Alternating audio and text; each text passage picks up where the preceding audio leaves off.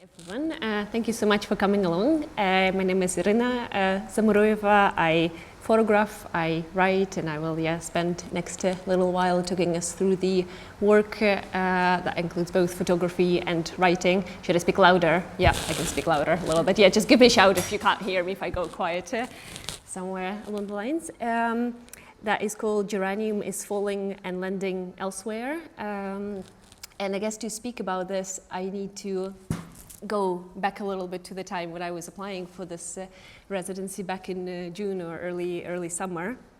At that point, I have recently finished an essay that I've been writing for several months at the time, in which I thought about my home back in Ukraine and a kin region, which is a Ukrainian word that I would use to describe my place there, that in English translates into a kin region, but it's not like it's an exact concept that exists, where I thought about the war, about what does it mean for the environment, how environmental history is part of our social history as well, and as a part of that I also worked with a specific plant, Adonis vernalis, that also is known in English as false hellebore, tiny little yellow plant. Some of you may have seen it because it also grows in Scotland. And by that time I thought, this is, living, even though I'm not in Ukraine physically right now, but it's been, it was a really bad time since the full-scale war, and I've been affected by it in many different ways. And I thought maybe I could, if I do get this residency, I could spend a bit of time thinking about human-environmental relationships, but not necessarily engage with the war. But I was very naive because, of course, I came back to the topics of war, of military, because that has been a huge thing on my mind. I also was very interested in thinking about how to bring my practice closer to the land that I photograph, because a lot of my photography doesn't have much humans in it. It's landscapes, environments, ecosystems. Still don't have a very good word to describe what all of that is. The webs of life, I suppose. So I was thinking very much how to do that. And that brought me to two places where I spent some time and one roll of black and white film on. So one of them was the site in the Pentland Hills. So I don't know how many of you have been much in the Pentland Hills, but there is a military training area nested very cozily in one of the hills. And the second site was the Gerlo Head Hills, which is about an hour by bus here, if people know the fast lane facility, where they are making and storing the nuclear submarine heads, because those felt like the most appropriate places to think with, and it was less of those sites themselves that I was interested in, but the kind of plants and environments that sustain those landscapes. And it felt also like it was conceptually the most fitting place to be in, because I have been living for the past 2 years, as many Ukrainians who either came here because of the war or have been here before that, in this kind of split reality where you're here, you're part of your life here, but also part of your brain and your heart is always checking the news, where the hits have been, what has happened back home, are your friends and family okay? And kind of that split reality felt like it would be the most appropriate place to be in these militarized landscapes that also have the sense of, you look at them and there is no war happening immediately there, but they're kind of this strange, like almost war rehearsal spaces where people do the training there and that are sent off to fight somewhere. So it was kind of this shape-shifting nature of those places that I was very interested in, what happens to the time, kind of because of feeling that when we talk about climate change often here in Scotland or in the UK, it's often termed in the words of it's something that is looming, it's something that is about to come, or when all of these terrible things like war, when we think about them, they can seem like, oh, that might happen, or it's somewhere still in the future. And as a lot of indigenous people in the States would say that their ends of the world have already happened in 1492, that the worst thing has already happened, and it felt like that February 2022 was that for me. That is just like, the worst thing has happened, and kind of that very split reality where for some for some of us, these ends of the world, these catastrophes are still looming. They're somewhere above the horizon, but for some, they are like, you live amidst of that. And so these militarized landscapes were the places where I felt I could think about that in a most generative way in. So when I went there, I not only just shot, photographed, which, yeah, also thinking about this made me think about how much military photography language crossover there is. And when I say like shot, that's also like immediately feeling uncomfortable because you shoot guns and you somehow, in English, in Ukrainian, it's a very different word that you would use for shooting a gun and shooting on your camera. So yeah, the film that I exposed, I think that's a nicer maybe way to speak about this. I also picked some plants in both of these places because I thought I would want to bring them into the darkroom here and do something with them as a way maybe to connect more the places that I photograph with the themes that I was thinking about. But I could not really find a good way to do that for a while because it felt a little bit strange when I was already in the darkroom and thinking that, okay, I have these plants that I picked up that I would like to maybe use them as kind of in somehow through the photography. And it occurred to me that maybe that is a strange way of objectifying these plants, or kind of why do I think that kind of having photographed them, I'm going to use them to develop it. That just seemed all of a sudden very odd. Like the parallel that I was making when I was talking to Zoe about it was we don't have much stuff at our homes made of human bones, because that would just be a bit, I mean, I don't know, maybe someone does. I don't. And that felt like, why am I trying to use these plants to make portraits of themselves? So I paused that for a while and focused much more on just learning how to do image development, because this was also the first time that I ever spent time in the darkroom, and it was 6 weeks of the residency in which I went from having no clue of how this process works to being able to do film development, like actually printing my own photographs and learning very fancy techniques like split grade printing. For all of the photography nerds out here, I am particularly proud of being able to do that now, and a few other of these more advanced things. But in then thinking, okay, where do these plants fit? How does this work? This is where geranium came in. And geranium is a special plant for me because my grandmother had it on her windowsill, and I was, kind of that smell, I think most of you know the very intense geranium smell that it emits if you touch its petals. But that was, I saw around the beginning of the residency, I saw an image somewhere on the news of a Russian drone shot down somewhere in Ukraine. That had one of its wings that said geranium on it, like in Russian, like Geranium. And I thought, wait, what is going on here? Why is there this Russian drone, the ones that they use like most of the nights in Ukraine, to target homes, infrastructure? Why does it have a plant name? And I called my dad, who served in the military back in the Soviet times, asking if he would know anything about it. And he instantly was able to name me 5 or 6 other weapons, artillery, tanks, who were also named after blooming plants. So there were some trees as well, but it's a kind of long-standing, very odd, very bizarre tradition of Russian military naming deathly weapons after plants. And that just really, just did something to the way that I was thinking about this. And it felt, was it some dark, perverse joke of someone? Is that what is going on? And what is this desire to decorate death with flowers? Is this very cynical? Is this dark humor? I've not gotten to the bottom of that, but it did make me think about, so I was talking earlier about how these militarized landscapes feel like these shapeshifters, also in many ways, because when you go into the Ministry of Defense website, who owns this land of these sites, they would describe it in the most bizarre terms. Like, for example, the Pentland site would have a description of what a picturesque area it is. And I thought, what is this reality that I am in, where Ministry of Defense tells me what a picturesque shooting training ground there is? It's just, what is going on here?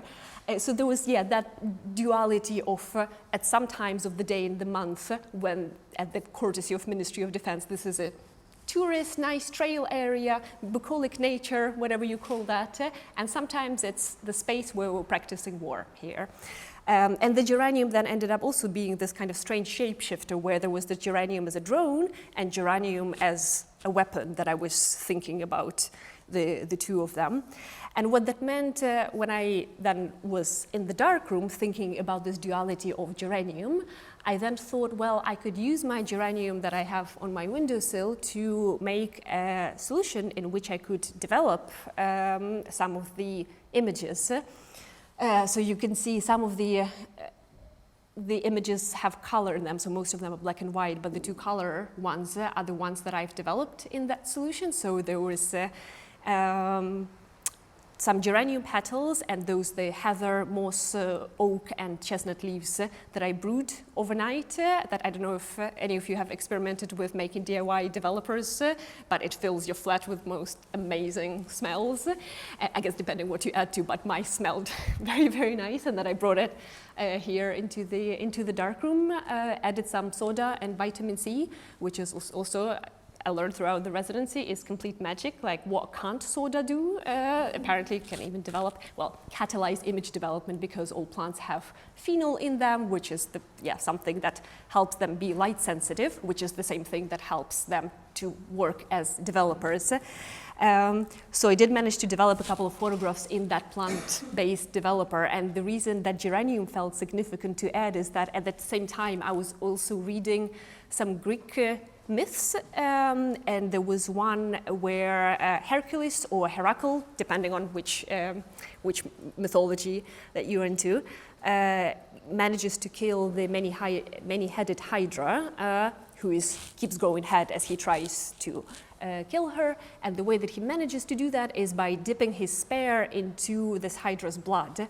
And I thought, well, can't I do the same, at least in some symbolic way, to turn this geranium against itself, kind of geranium, using geranium as a plant to develop these photos of these very painful, the things that are very painful to look at and the things that are causing so much pain and harm elsewhere, to kind of neutralize that. That felt like making a bit of a photographic darkroom spell. And I think the question kind of what that means in the writing that I've been doing alongside that is thinking about how do we, that it takes land to do war, and thinking about whose landscape sustain those wars, and how it's often way more connected than it seems, which is a question with photography, where how do you make a photograph of something that hurts inside of you, but you're not there. In writing, it's much easier to write about a place that is somewhere else, but with photographs, it involved much more, very different thinking. And also we're tracing both geranium as a plant and geranium as a drone. Where that got me to is also thinking inevitably about all of the colonial histories of how geranium ended up being a super common plant in Europe, in the UK, is because it is a native plant in South Africa, and also geranium is another shapeshifter in its plant way, because often what we call geranium is actually pelargonium. It was a complicated Carl Linneo nomenclature debates where it was actually named wrong, and what this plant has healing properties as well, where indigenous people in South Africa have been using it, and now in Europe it is trademarked and copyrighted by a German pharmaceutical company, obviously extracted from South Africa, embedded into the global pharmaceuticals, and its development made possible through the development of oil and gas also, which made all of these greenhouses where it was planted possible. So just big story there. Tracing geranium as a drone is also a very messy, long story that gets you to think about where these drones come from, where they're made, because Russia currently is not making them. They're buying them from Iran. They're just renaming those drones into geraniums, but they're building a huge facility to be producing them themselves. Most of the components in these drones that Russia is using are made in the States. Of course, the States are denying selling them directly, but because of all of the middlemen, it's possible to still end up using those. So it's kind of with these places, I think, important to think with. And finally, the question that I've been thinking through as I was making these photographs and doing this writing is, how do we resist further militarization of our landscapes, but without denying the possibility of those of us resisting fascism and fighting fascism elsewhere, dependent on these landscapes, to defend themselves? because I know, for example, that some of the Ukrainian military have been coming and training to do safe bomb disposals in some of these places, not in these two sites, and also how these are implicated in selling weapons to Israel, right? So how do we hold both of those together, that some of that needs to stop, but there is no black and white story in here. Strange pun to end on with talking about black and white photographs, but anyway, yeah, there's much more to say, but I think I'll hand over to Zoe to talk about her. But yeah, thank you all so much for your attention. Hello. So hi, I'm Zoe.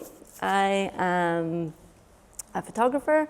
I got invited to this. I've met Iryna before, and we've had chats in stills about photography in dark rooms, so it's really nice to come along and hear more about her work. And also to take part in the chat today. I use photography in a lot of different ways in my life, which is, I think I'm really lucky to do that. I studied photography in Belfast, went to Ulster University, or University of Ulster there, and I was the first person in my family to go to uni. So afterwards, when I graduated, I didn't really know what to do, didn't know what to expect, and what I got was a lot of years working in hospitality. But I'm very lucky now to work as a technician in stills. I'm a photography technician there. I'm also a freelance photography educator, so I do some teaching on our young people's course there. And I also do a little bit of collections and research, or collections and archives work as well with photography, so digitizing, all that kind of stuff, as well as following my own projects. They don't tend to pay the bills, so that's what the other bits and pieces are for. So I'm going to start. Hopefully, hang on, bear with me. I'm going to start by talking a little bit about the previous project to the one that I'm mostly going to talk about today. And that was a project called A Map Without Words.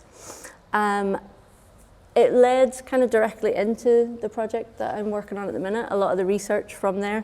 So I'm going to start off chatting about it. It was about the landscape where I grew up, and kind of the connection that I had to that place there. I ended up, this place that I'm from is kind of a small townland in County Antrim, and it's kind of, when I moved away, I realised it's where I belong and like what I'm made of. It's very much like a fifth member of our family, this like small area. The connection that we had there was really deep, and just felt really important. Once I moved away, I realised what I was missing. My family have kind of lived and worked there for several generations. My granda worked on a farm down at the back of our house, and then I worked on a farm on the other side of the road for a bit. So we've kind of, it was common to be sort of like when we were kids, you'd be rounded up by the cowman, and he would like come and get you to herd cows or keep them out of people's gardens, that kind of thing. So it was very much like embedded in the dirt and the plants and the land there, that we were part of, was part of growing up, part of our connection to the place. But I realised when I started photographing, I was doing some research into the place and looking into collections, realised that none of my family were there. They weren't represented in collections about that place. This text here is an excerpt from an archaeology dig that was done in like 1930s, a dig across the road from our house. And it goes through to list kind of assisted by Messrs. Hines, McLaughlin, McVeigh, blah, blah, blah. 2 workmen were employed. So those unnamed workmen were a lot more likely to be my side of the family that might have been in there. And it got me thinking about who's remembered and who's not remembered, who's in archives and who isn't in archives. This image is of the Belfast Naturalists Field Club on a day out to catalogue the local flora and fauna. The house that they're in front of is Cribilly Castle, which would have been the big house where I grew up. So that house would have been the landlord who owned most of the land. So people like my family who lived there, they didn't own the land that they worked on or that they looked after. It was owned by someone else. They didn't have this control over it. And they're more likely to have worked in that house and not have been posing out the front for a photograph of it. But this house was also burned down in the first Troubles in 1922, which was the year after partition in Ireland and also the year that my granny was born. So it was burned down. All that's left of it is you can see the little like squiggly keystones. There's one left in the boundary wall that's still there that you can see today. So there's a lesson in there somewhere, I'm sure. But yeah, so it got me thinking about archives, and my approach to this project had been very much gathering and investigating and researching. I'm really interested in photography's relationship with scientific truth and how it's associated, like I associate it with that kind of like turn of the century naturalists, classify, categorize, and how that was related to colonial expansionism in particular. And it's very relevant, obviously, to Northern Ireland, where it's still, the echoes of that are still felt very much to the present day. The pamphlet here, which was made by the Belfast Naturalists Field Club, that was created at a time when there was no Northern Ireland, so that was before partition. But I think it's interesting that even at that time, the townland where I was from would have had the same name. So townlands are like much older, kind of ancient names for very small areas in Ireland. So I kind of like that. I'm interested in that idea of continuity or fluidity of places, and we can kind of enforce these structures and systems of what places are called, but it actually makes no difference to the species of the rocks and trees that are part of that place. It doesn't really make any difference. They're still just going to be there, being the same.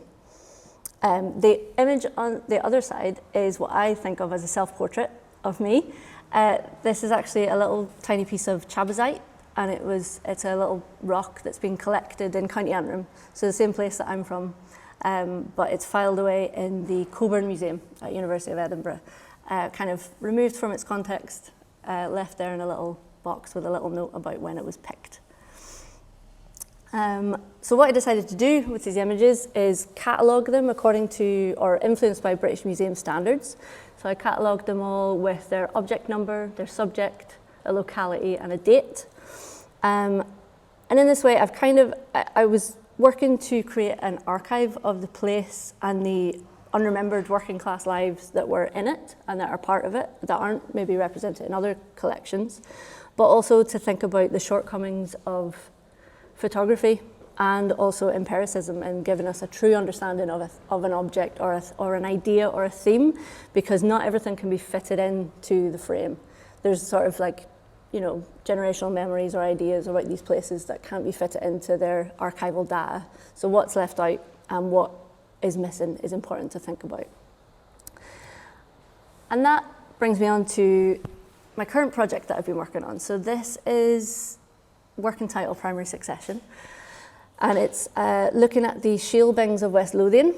I noticed them as soon as I moved here. I moved here in like 2014, and you can spot them from the train if you go between like Edinburgh and Glasgow, these big red heaps. And I was immediately just like, what is that? And I kept asking people, and people didn't really know, or they knew but they hadn't been there. So I just wanted to find out more about them to begin with. And they're big, basically man-made heaps of spent oil shale. And they're from the first commercial oil production in the world, which was here in Scotland, in West Lothian. And they're kind of, it's incredible that they're like a landmark, but also a big symbol of this and reminder of this like era of extractivism, the start of all that, the start of fossil fuels, the start of that. There's still a place you can go where you can look at that and see it in real life, which I think is really surprising. And it's here in Scotland as well. They're also, what I find interesting about them when I visited, they're now, the ones that are left are kind of havens of biodiversity. So they're a really unique habitat. Because they're slightly toxic, but not too toxic. You get kind of plants that live there that don't live anywhere else or don't get a chance. Lots of the usual ones that you would see don't grow there, and it gives space for other ones to appear. So I got really interested in the species that lived there, cataloguing, recorded them, kind of using those naturalist observation methods of the era. So the bings would have been created, it was from the 1860s up until the 1930s. This one that I've been visiting was created from. So kind of thinking about that fits in very much with the kind of Victorian fascination with cataloguing and surveying everything. But as I was doing this, I realized that I was, instead of challenging those processes and those structures, I was kind of just perpetuating them. I was just doing the same thing, really, that had been done previously. I wasn't really going to change that. So I started thinking about taking inspiration from the cycle of the Bings and their rebirth, so like reuse, reduce, reuse. And I used some old cameras that I had that are from around the same time as the Bing was made. So not at the beginning, but I've got a few that are from like 1910s. And I thought, well, try those, see how that works. I also like scrounged some film or paper, so it was a bit of a mixed bag of like expired film, expired bits and pieces to kind of reduce my consumption as part of the project. And as soon as I started, I immediately kind of was wrestling with the unpredictable nature of this. And my first reaction was, uh-oh, like this isn't in focus. This isn't gonna work.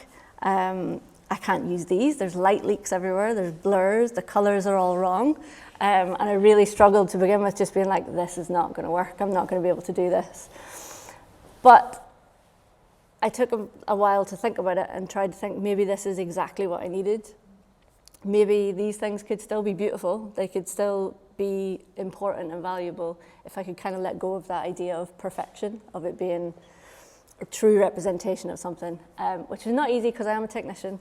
So I do spend a lot of time looking at them and being like, is that nice or is that just bad? Like, it's hard to tell sometimes. So I'm still working on it. It's a process, definitely for myself as much as anything else.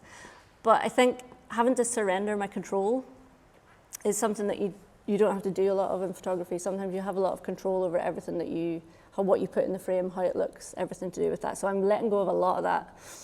And it's it made me realize that control and the expectation to control the natural environment, like that comes from kind of imperial ideas of dominating the landscape, exploiting the landscape, thinking about what it can give to us instead of what it is. So I started thinking about if I could make this, instead of a survey, instead of kind of going there and cataloguing everything, could I make it a collaboration with the place instead? So maybe how would it like to see itself? Maybe if it was me, I wouldn't like it to be everything completely sharp and in focus and like blown up a million times.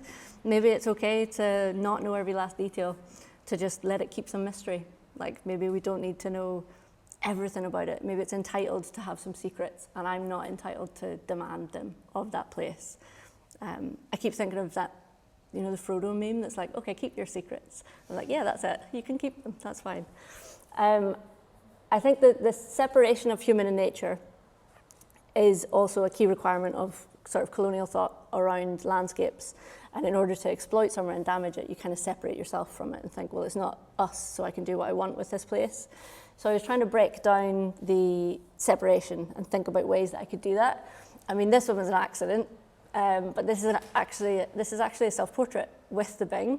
And the way that this camera works that I use, it's a folding camera, it folds out. So I'd shot a photograph of the Bing, and then I put it away, folded it up, and then as I was putting it back in the bag, clicked it again and exposed it again with me kind of, so that's sort of me hovering over it. And it meant that it was sort of double exposed, basically me imposed on top of this Bing. I also tried, so I've buried some negatives in material from the Bings. It actually gets rid of it eats the film really fast. I'm a bit worried about that. And it also kind of grew a fungus, which made me a bit worried that I was creating life or doing something weird. So I was like, maybe I'll not do too much of that. But that was a sheet of film landscape, and then buried for a while, it just eats away at the emulsion. Another thing I've done is soaked the film in water that I've collected from the Bing before I've processed it. So I left it to soak because the Bing, the land there is quite heavily alkali. So that can affect like the pH of the water, and that affects the film and gives you some weird light shifts and leaks and all this kind of stuff. And then sometimes stuff happens, I don't know what it is. I have no idea what has gone wrong with this one, but I kind of like it. And these are both from a plate camera. And with this one, what I really liked about it is I'm doing all the stuff you're not supposed to do with film. So I have to cut up the film to get it to fit into the camera. They don't make a format that fits that camera anymore. So I have to go into the darkroom and like slice it up. So my hands are all over it. It gets scratched. I get thumbprints on it. I get fingerprints on it. Sometimes drop it. It's sliding around. But it means it's a lot more tactile. It's a lot more like, it's a reminder that it's a physical thing. It's not just an image on a screen. It's a physical thing that has a surface and is a material. And that's kind of, so I've grown to quite like the scratches and leaving that in to the image. And also these ones, a lot of the scratches will come from just rusty old cameras. As they're moving through the camera, there'll be a scratch. But actually it mirrors really nicely the damage that's been done to the landscape as well, has been kind of recreated on top of the film. So yeah, another thing that I've been working on, a different technique, is darkroom reversal prints. So this again was kind of thinking about reducing that distance between what you are with in that place and then what the image is at the end.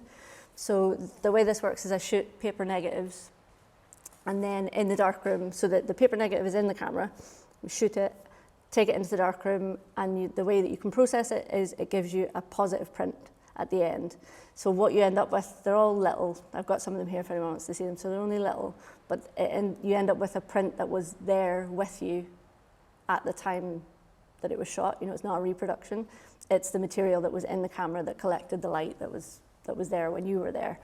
And also they're really like cute little size, which kind of, it references carte de visite a little bit, which is from around the same era, but also just, you have to spend a bit of time with them. You have to look quite hard at them. And they don't always work. They don't always look great. And they vary under different lighting conditions quite a lot as well. So you have to spend some time with them, and you have to like pay attention to them, which I think is quite nice. But yeah, there's a few of those, and I'm going to continue working on those, I think.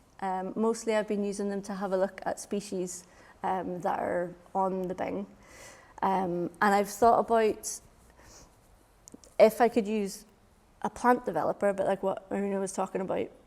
If I could use a plant developer for these, I could get rid of all traditional black and white chemistry, because the other chemicals you use are citric acid and hydrogen peroxide. You don't need a fixer because all the silver has been reacted, technically. I haven't tested that yet. But one of the things that I've thought about, and I did make some plant developers, but it sort of felt like I was maybe repeating those extractivist practices by taking something from that place that maybe wasn't mine to take. So I'm still sort of wrestling with that a little bit and figuring out. Doesn't mean I won't do it, but I think I have to maybe think about it a little bit harder and figure out if it's the way that I want to go with it. So I'm continuing to experiment, document the species that are there. Going up, spending time there is quite an important one as well. It's quite different from my last project in that this place is not somewhere I know. It's not mine.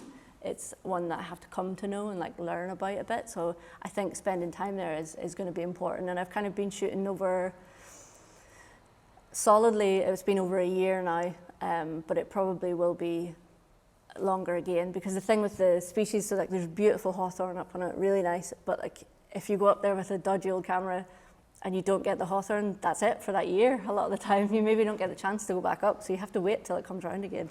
So there is a lot of waiting around that. And it's just going to be, I think, a process of figuring out how can I use the camera. So the camera is the tool of like classification and empire a lot of times. How can I use that to look at something that's unquantifiable or that's intangible? And in the same way, can I unlearn the way that I look at things? Like, can I unlearn the colonial gaze in order to look differently and to see other ways?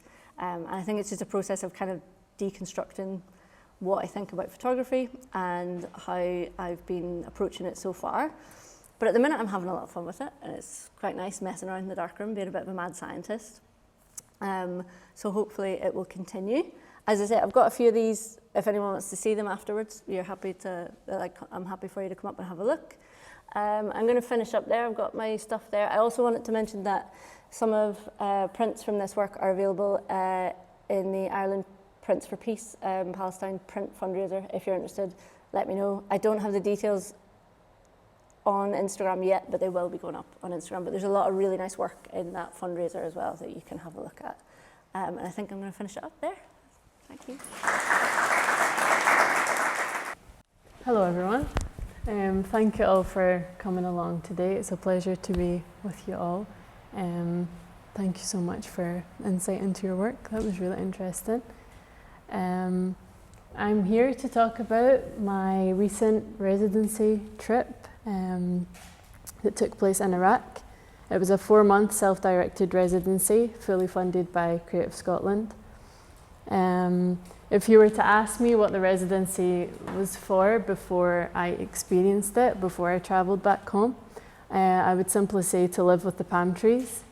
So when I applied for this residency, I didn't really know what it was that I wanted to do in Iraq. All I knew was that I'm going to live with the palm trees and let the experience make the work on its own.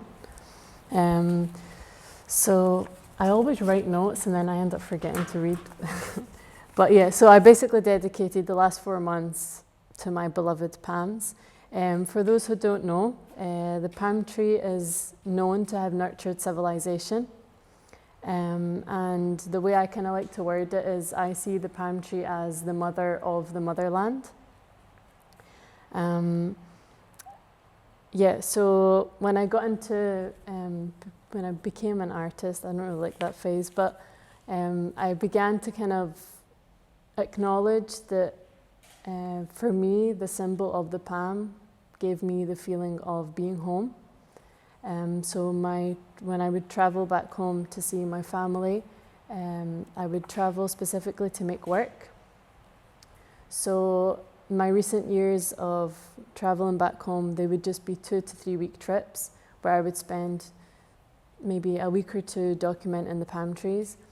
And when I got back to Scotland, I would always feel bad that, okay, I've traveled, I've used the palm trees for my own need, for the need of my art, and then I've abandoned them and left them. So that feeling of guilt was what kind of made me come up with the idea of living with them to see what would happen to my practice and what would happen to me. And I think when you feel guilty over such a thing, it kind of makes you realize that, okay, there's something deep and intense that is going on between them and I. So yeah, I wanted to really discover where that came from and why I have built such a strong attachment to them, and if it's normal to feel guilty. So yeah, I didn't really want to share the outcome of the residency because for me the outcome was the whole experience. There wasn't specific work that I made that I thought, okay, this documents the whole experience for me. It was really like residency for researching. I wanted to identify what's happening between them and I when I am present within the land, surrounded by them. So again, I didn't really know what the work was going to be. I didn't know which direction to take in terms of work. I knew that I was going to work with a variety of different mediums to give myself the freedom to explore and document in any sort of way, whether that be through paintings, moving imagery or photography.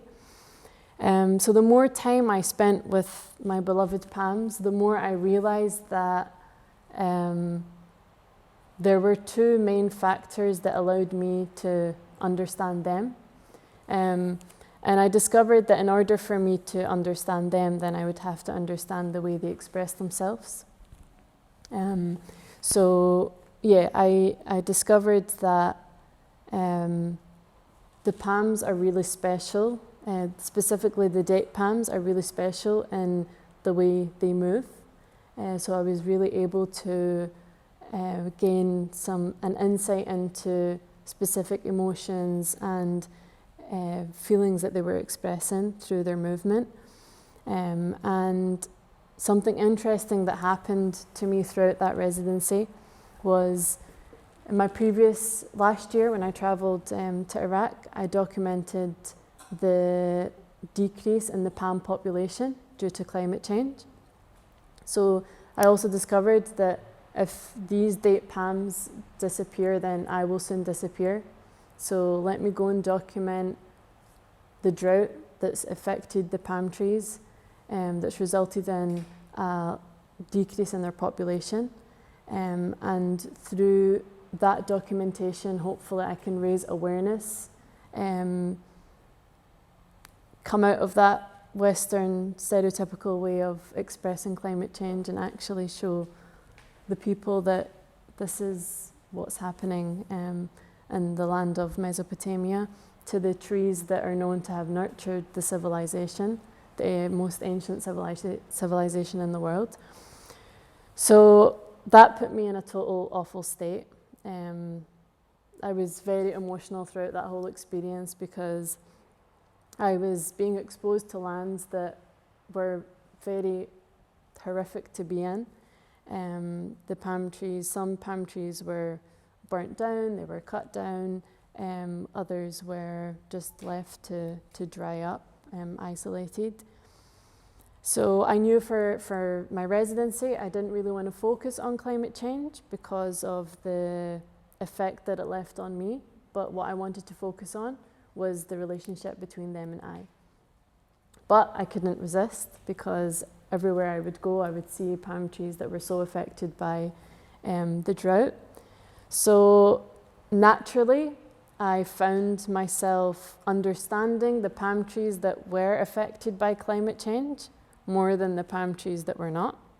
The palm trees that had unique features and characteristics were the palm trees that spoke to me the most. They were the ones that allowed me to understand the way they kind of express themselves, the way they speak to us as human beings.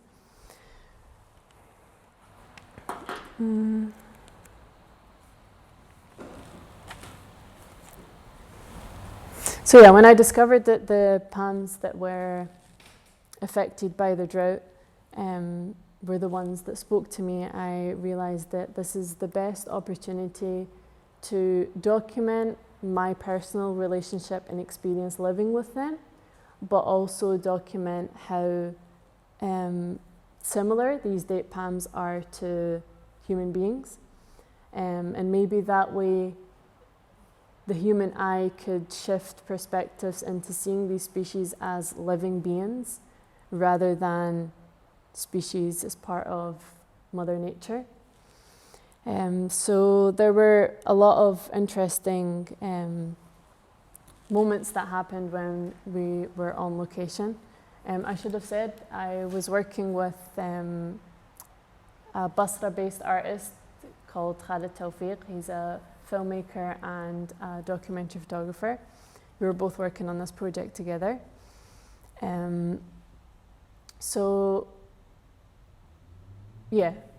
Going back to what I said previously. So a lot of elements and characteristics, like physical features within the palm trees, were very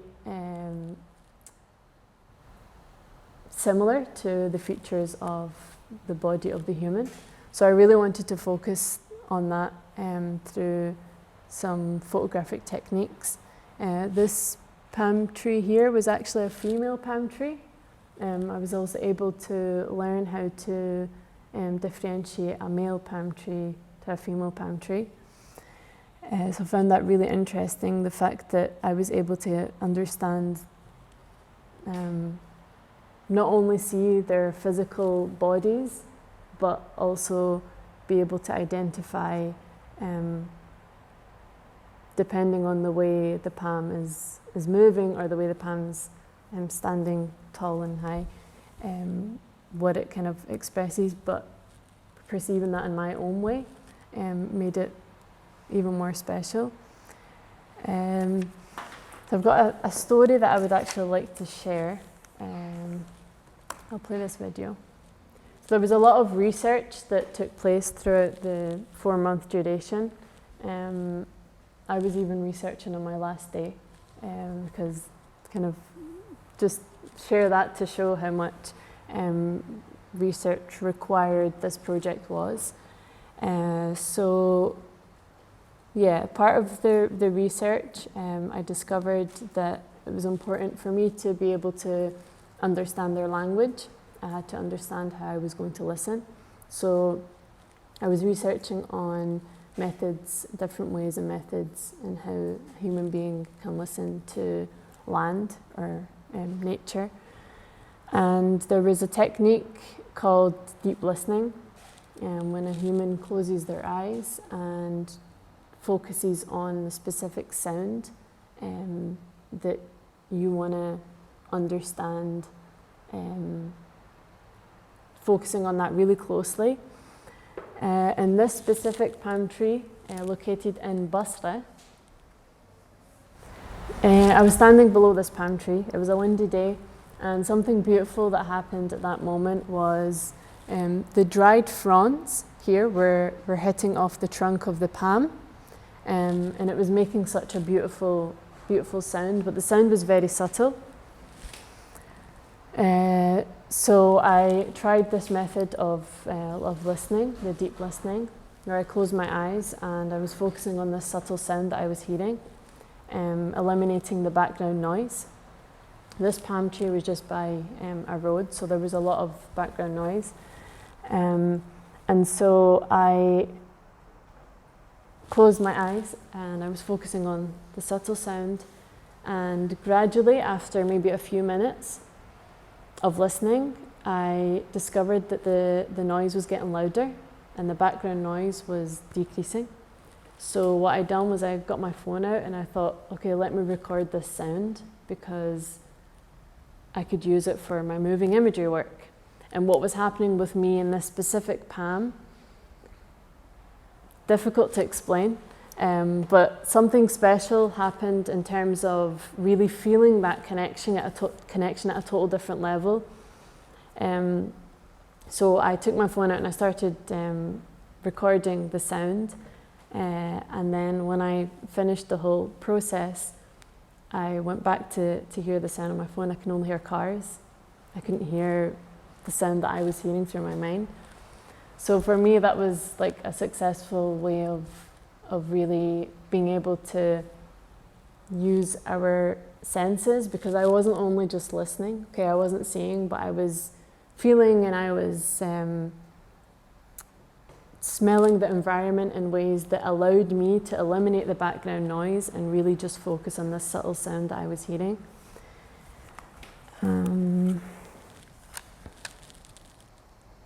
So for me, it was really important to visit a variety of different locations in different cities around the country, because I really wanted to identify how different lands affect on the way the palm expresses itself. So something really interesting that happened was the majority of the locations that we traveled to, the majority of locations that we traveled to, there was a lot of communication that was happening between myself and Khalid, the artist that I was working with. This specific location here, this palm tree farm was located in southern Iraq, near a city called Karbala. It's in a village called Ain Tamar, which translates to the eye of the date. And when I heard the name of this location, I thought, okay, I have to go there and see what's there. So when we traveled to Ain Tamar, we didn't really know what to expect, but we were just told that there are many palm tree farms. So we got to this specific farm, and the farm was a huge farm. There was palms that you could see on the horizon, but these palm trees were all dry. Like, I'm talking maybe over 5,000 palm trees in this one land. The palm trees were all dry, and as you're walking into this farm, you're stepping or you're walking over dried fronds that have fallen from the palms. So you're feeling, you're seeing, it was really tough to address everything that was going on at that moment. But in our previous locations that we were at, me and Khalid, we'd always communicate in some sort of way and exchange thoughts and feelings and even like maybe, exchanging thoughts and feelings. So at this specific location at Ain Tamar, there was just this complete cut between us both without us realizing. He went his own way and I wanted to isolate myself and work on my own. You can really tell how I was feeling by the photograph, but yeah, speaking about that, going back to talking about how important it was for me to visit different lands that house these palm trees, because I wanted to gain an insight into how the land can affect the way the palm expresses itself. There's some lands that were affected by war and stuff, and you could really sense that through the palm trees themselves. Yeah, that's me.